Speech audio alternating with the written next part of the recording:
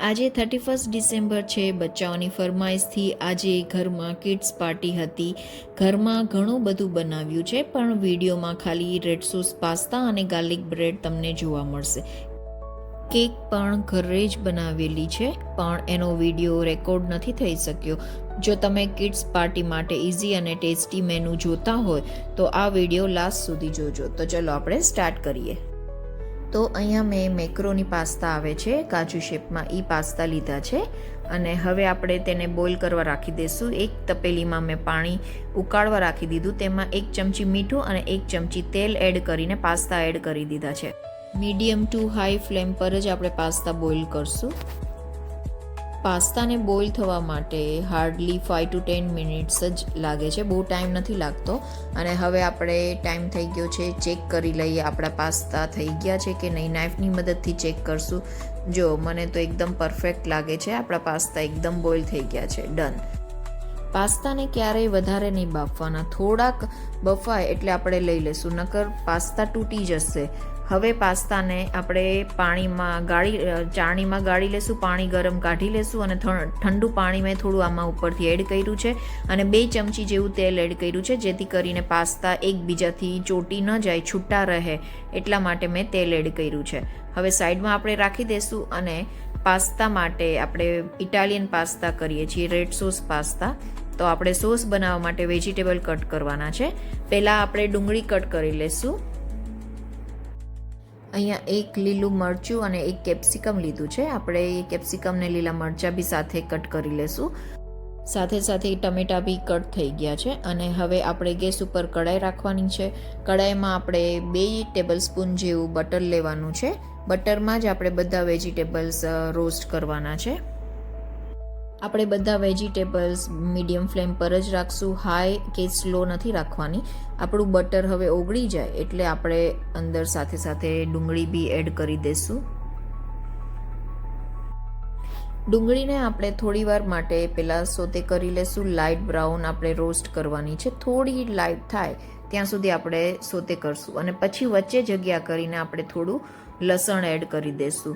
મેં અહીંયા 20 કળી જેવું લસણ એડ કર્યું છે અને પછી લીલા મરચાં અને કેપ્સિકમ એડ કરી દઈશું. સાથે સાથે આપણે ટમેટા આપણે ગોઠવી દઈશું, ટમેટા રાખી દઈશું. આવી રીતે ટમેટા ગોઠવીને આપણે થોડી વાર માટે આવી રીતે જ રાખવાનું છે અને સોતે કરશું 5 મિનિટ માટે અને પછી બધું મિક્સ કરીને આપણે ઢાંકણ ઢાંકી દેવાનું છે. 5 મિનિટ પછી આપણે ચેક કરી લેશું આપણા વેજીટેબલ બરોબર રોસ્ટ થઈ ગયા છે, સોતે થઈ ગયા છે. અને હવે બધા ડ્રાય ઇન્ગ્રેડિયન્ટ્સ આપણે એડ કરશું. 1 ચમચી મેં હળદર એડ કરી છે, 1 ચમચી લાલ મરચું પાવડર એડ કર્યું છે, 1 ચમચી ધાણા જીરું પાવડર એડ કર્યું છે, મીઠું સ્વાદ પ્રમાણે 1 થી 1.5 ચમચી જેવું મીઠું એડ કર્યું છે અને જીરું એડ કર્યું છે. 1 ચમચી આખું જીરું એડ કરી દીધું છે અને 5 મિનિટ માટે પાછું આપણે સોતે કરવાનું છે. સાથે સાથે આપણે પાસ્તાનો મસાલો 2 પેકેટ છે, એ 2 પેકેટ આપણે એડ કરી દઈશું. પાસ્તાનો મસાલો 2 થી 3 મિનિટ માટે આપણે સોતે કરશું, રોસ્ટ કરશું, એટલે આપણા બધા મસાલા, આપણા વેજીટેબલ એકદમ પરફેક્ટ કૂક થઈ જાય. હવે આ મસાલો આપણે ઠંડો કરવા રાખી દઈશું અને ઠંડુ થાય એટલે આપણે મિક્સચર જારમાં ક્રશ કરવાનું છે, એકદમ ફાઇન પેસ્ટ બનાવવાની છે. તો લો, આપણો રેડ સોસ પાસ્તાનો સોસ તૈયાર છે. તો ચલો હવે આપણે ગેસ ઉપર કઢાઈ રાખી દઈશું પાસ્તા બનાવવા માટે. એક મેં મોટી કઢાઈ રાખી છે, એમાં મેં 2 ટેબલસ્પૂન જેવું બટર એડ કર્યું છે. બટર મેલ્ટ થઈ જાય એટલે આપણે રેડ સોસ છે, જે આપણી ગ્રેવી છે, એ આપણે એડ કરી દઈશું કઢાઈમાં અને એને 2 મિનિટ માટે આપણે સોતે કરશું. અને પછી chilli flakes, oregano, mix herb આપણે આપણી રીતે જેટલું આપણે એડ કરવું હોય, જેટલી ક્વોન્ટિટી હોય એ પ્રમાણે આપણે એડ કરી દઈશું. મેં બધું 1 ચમચી જેવું એડ કર્યું છે. હવે લાસ્ટમાં 1 ચમચી જેવું ટોમેટો કેચઅપ એડ કરી દઈશું અને 1 ચમચી જેવું આપણે કાશ્મીરી લાલ મરચું પાવડર કલર માટે એડ કરી દઈશું અને પછી બોઇલ પાસ્તા આપણે હવે એડ કરવાના છે.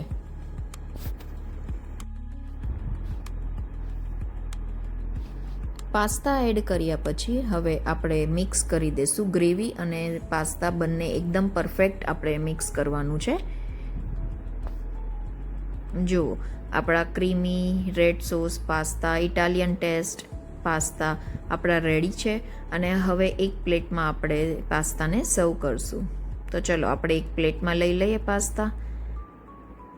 અને પાસ્તા એક પ્લેટમાં લઈને આપણે ઉપરથી ચીઝ ગ્રેટ કરવાનું છે અને થોડું કોરિએન્ડર લીવ્સ આપણે રાખી દઈશું. તો આપણા રેડ સોસ પાસ્તા તૈયાર છે. તમે બી તમારા ઘરે બચ્ચાઓને આવી રીતે પ્લેટ રેડી કરીને દેશો તો બચ્ચાઓને કેફે સ્ટાઇલ જેવું લાગશે, લુક બી કેફે સ્ટાઇલ જેવું લાગશે, તો મજા પડી જશે બચ્ચાઓને. ચલો, તો હવે આપણે ગાર્લિક બ્રેડ બનાવીએ. ગાર્લિક બ્રેડ બનાવવા માટે મેં પહેલાં એક પેન લીધું છે. પેનમાં મેં ગાર્લિક રોસ્ટ કરવા રાખી દીધું છે. 1 ચમચી બટરમાં મેં ગાર્લિક રોસ્ટ કરવા રાખી દીધું છે. ગાર્લિકને આપણે થોડીવાર માટે મતલબ સ્લો ફ્લેમ પર જ આપણે ગોલ્ડન બ્રાઉન થાય ત્યાં સુધી આપણે રોસ્ટ કરવાનું છે. જો તમે જોઈ શકો છો ગોલ્ડન બ્રાઉન થઈ ગયું છે, આપણું ગાર્લિક રોસ્ટ થઈ ગયું છે. અને હવે ઠંડુ થાય પછી જ ગાર્લિકને એમાં એ જ પેનમાં આપણે મેશ કરી દઈશું. જો તમે જોઈ શકો છો એકદમ આપણે મેશ કરી લીધું છે. પેન ગરમ હોવાથી થોડું બટર આપણે ઉપરથી હાર્ડ બટર એડ કરી દઈશું એટલે બટર એકદમ ઇઝીલી મેલ્ટ થઈ જાય. સાથે સાથે ચીલી ફ્લેક્સ, ઓરેગાનો અને મિક્સ હર્બ બી આપણે એડ કરી દઈશું. બધું સરખું મિક્સ કરીને સાઈડમાં રાખી દઈશું. મેં અહીંયા સેન્ડવિચ બ્રેડ લીધી છે. તમે જે સ્પેશિયલ બ્રેડ આવે છે ગાર્લિક બ્રેડની બ્રેડ તમે લઈ શકો છો, પણ મારી પાસે અત્યારે ઇન્સ્ટન્ટ આ બ્રેડ અવેલેબલ હતી એટલા માટે મેં આ બ્રેડનો યુઝ કર્યો છે. અને હવે આપણે જે ગાર્લિક બટરનો જે બટર મેલ્ટ થયેલું છે એ આપણે એક બોલમાં લઈ લઈશું. બોલમાં હવે આપણે કોરિએન્ડર લીવ્સ એડ કરશું. થોડા મેં કેપ્સિકમ ચોપ કરી લીધા છે, નાના ચોપ કર્યા છે, કેપ્સિકમ બી એડ કરી લેશું. અને હવે બટર એકદમ મેલ્ટ છે અને એમાં થોડું બટર વધારે એડ કરશું. આપણે ગાર્લિક વધારે છે તો બટર એડ કરી દઈશું. આ બટર લાઇટલી મેલ્ટ થઈ ગયું છે. રૂમ ટેમ્પરેચર પર મેં રાખ્યું હતું એટલે બટર લાઇટલી મેલ્ટ થઈ ગયું છે. અને હવે આ બટર આપણે અંદર મિક્સ કરી દઈશું પ્રોપર. અને હવે આપણે બ્રેડ ઉપર અપ્લાય કરવાનું છે. ગાર્લિક બટર આપણે બ્રેડ ઉપર અપ્લાય કરી દઈશું, એકદમ પ્રોપર અપ્લાય કરશું. અને પછી ઉપરથી આપણે મોઝરેલા ચીઝ એડ કરવાનું છે. વધારે આપણે મોઝરેલા ચીઝ એડ કરશું.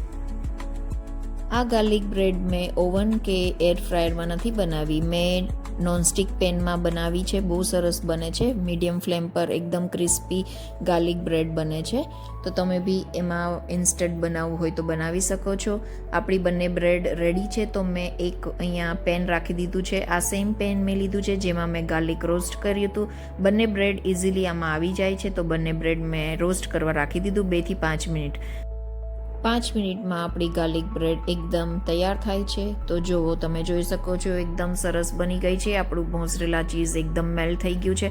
અને હવે આપણે લાંબા પીસીસ કરીને બચ્ચાઓને જલ્દી સર્વ કરી દઈશું. તો જુઓ, આ રીતે આપણી garlic bread, instant garlic bread તૈયાર થાય છે. અને તમે બી આવી રીતે ઇન્સ્ટન્ટ ગાર્લિક બ્રેડ બનાવજો. ખૂબ જ ટેસ્ટી લાગે છે, એકદમ કેફે સ્ટાઇલ ટેસ્ટ આવે છે. તો તમે બી બનાવજો. અને આ ક્રિસમસ કેક મેં ઘરે જ બનાવી છે. અને આ કેક મેં એર ફ્રાયરમાં બનાવી છે. હું વિડીયો નથી લઈ શકી, પણ જો તમારે આનો વિડીયો જોતો હોય તો મને કમેન્ટમાં જરૂર જણાવજો. તો હું સ્પેશિયલ આનો વિડીયો લઈને હું શેર કરીશ. તો આ રીતે મેં 31 ડિસેમ્બરની કિડ્સ પાર્ટી ઘરે એન્જોય કરી. ખૂબ જ ગેમ્સ ને એવું બધું અમે બહુ રમ્યા છીએ. એ બધો વિડીયો હું નથી લઈ શકી. મેં ખાલી આ 2 રેસીપીનો વિડીયો લઈ શકી છું. જો તમને મારો વિડીયો ગમ્યો હોય તો લાઈક કરજો, શેર કરજો અને સબસ્ક્રાઈબ કરવાનું ન ભૂલતા. અને તમે આ વિડીયો મારો કઈ જગ્યાએથી જોવો છો, કયા વિલેજ, કયા સ્ટેટમાંથી, કયા સિટીમાંથી જોવો છો, તો પ્લીઝ મને જરૂર જણાવજો. Thank you.